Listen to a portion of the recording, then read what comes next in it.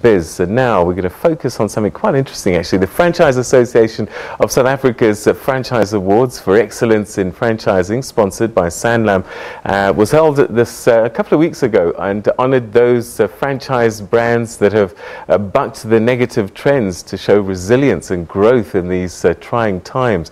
Now, joining me to talk about those is the newly elected chairperson of the Franchise Association, Tony de Fonseca. Thank you very much indeed, and welcome to the program. Thank you for having me on. All right, so you had these awards recently, and that's to recognize achievements and talent in the Franchising Association. We'll talk about those just now. I want to go back to really the whole concept itself, because a lot of people want to start a business and they either go to the bank and say, I've got this great idea, start, and then it's very difficult. We know the number of businesses that fail. Franchising has become another way to get into this entrepreneurial route. Tell us about the benefits of choosing franchising over starting from scratch.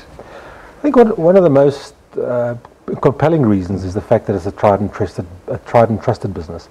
And the same, Sanlam also sponsored the research into the franchise industry, and that same research also shows that about 93% of independent businesses fail, whereas in franchising environment it tends to be less than 10%. So statistically it's a big difference. And the main reason, I think, is once an entity starts franchising is because they should have a couple of operations going, and the system has been tested, proven, accepted by the marketplace, and then it rolls out. So you're not getting into an environment that's brand new, but then you're doing what you want to do and what you enjoy under a brand that's already well known in the marketplace. And of course there's the learnings from the franchise back and from the franchisor.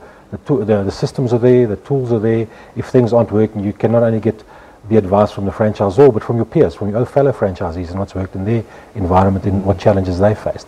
I think that's the biggest thing, is that you're in business for yourself, but not necessarily by yourself. And I think that's been probably the main reason why we've seen a lot more success in a franchising environment than as independent business. Let's pick up on that, where you say you're in business for yourself, but not by yourself, because sometimes you think that actually a franchisee is just a branch of the franchisor's network, but it is an independent business. It is a totally owned independent business. Now, obviously, depending on the business format. Obviously, if you in an environment where taste is essential, in the food environment especially, then obviously there's strict standards, and in most franchises there's certain standards that you have to adhere to. So if you can work within that system, then you are in business for yourself. It's your entity. But there is obviously rules that you have to abide by. But don't forget, that's why you got into the system in the first place, because they were running successfully. So you shouldn't try and change that, but maybe just add to it and make it better. And that's really the difference, is that the systems work that way. So I'm curious also, why is it that franchises seem to weather hard economic times a little bit better than other businesses? I was just reading something now where during the recession of 2008-2009, that the franchise sector was actually growing whilst other businesses were crashing. I think that's the sad part, is in a tough business, in an economy where the economy isn't growing as ours currently is, marginal growth, is that people tend to move towards trusted brands, and where they know that their spend is, they're going to get value for their money. And I think that's the biggest thing, is that people are a bit more discerning with their brand. They're going to go to brands that are well known, that are trusted, not necessarily the cheapest, but that give them good value for money. And I think that's really, again, when you in a group like that, there's economies of scale. You necessarily at that time, I think franchisors tend to, when times get tough, they tend to market harder. That's certainly the way I like to look at it. Is when things are tough, seeing as you're pooling your resources to market yourself and brand yourself, you've got that advantage that as an independent, you cannot go out there and buy a TV commercial or and that type of thing. And I think that's the biggest thing, is that you've got a pool resource that can pull together and weather that storm. I think that's the big difference. So let's take it home now. You've just been appointed, elected chairperson of the Franchise Association of South Africa.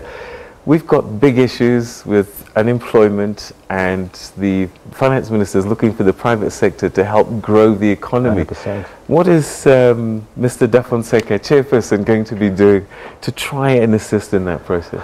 Well, you know, I've often been, I'm very passionate about franchising, and only because I believe that franchising is a fantastic platform to grow people and grow wealth, quite frankly. And I've seen a lot of entrepreneurs become extremely wealthy in the franchise system. So, you know, I encourage our franchisors to, at this time, market harder, negotiate harder, get their suppliers involved, and do their bit to grow the economy.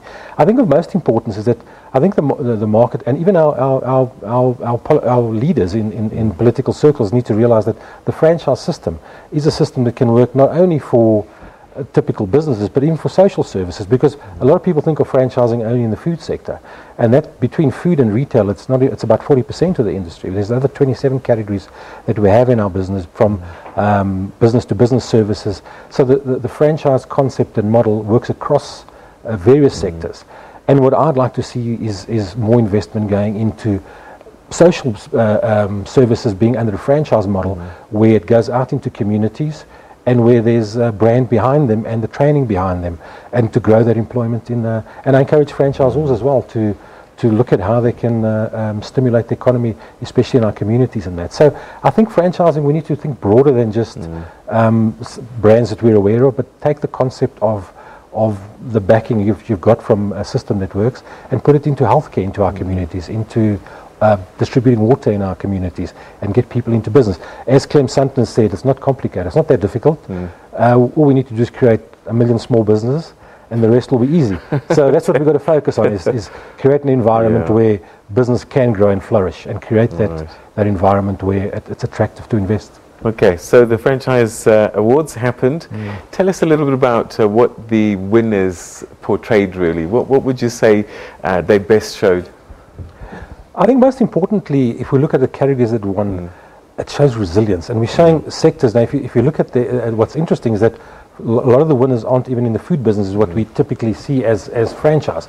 But if we look at franchise overview being car service city, it shows that with the economy being a bit tougher, it creates opportunity for others, because tendency tends to be people are hanging onto their vehicles for longer and servicing them for longer. So it creates opportunities for other environments, and that's what we've seen across all the winners, that all the brands that won, is an absolute tenacity, and frankly, you know, just resisting getting themselves down about business, going out every day and deciding they're going to achieve and grow. And if you look across the spectrum of the winners, I think that's what's made the difference, is the fact that franchisors are tenacious, and franchisees effectively are tenacious bunch of people, and they don't just accept the fact that yes, times are hard, but when times are hard, they just fight harder for their market share, and that's the difference.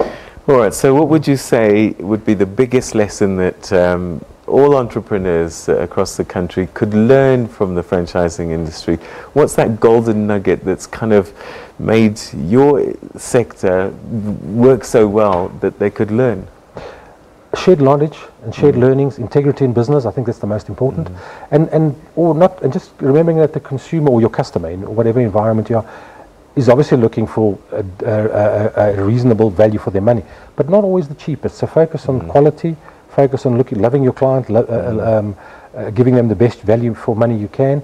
And most important, I think, for the lessons that we can learn, is that there's strength in numbers and there's strength in learnings. We don't have to learn all the lessons ourselves in a franchising system. Somebody else has taken those hard knocks, that if we share that knowledge and share that experience, we can sidestep those and grow the business. And I think that's one of the key reasons. And discipline and control, hey? That's the bottom line. That's the success of any business. All right. It's been a pleasure talking to you. Thank you very, very much indeed.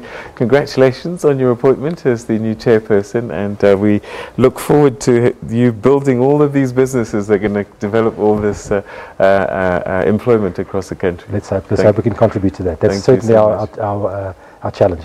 Fantastic. Okay, that was Tony Da Fonseca, who's the chairperson of the Franchise Association. Okay, now we move on to Europe, where the European chief negotiator for Brexit, Michel Barnier, has urged the UK to send Brussels its negotiating position. Barnier was speaking at a press conference in Brussels concerning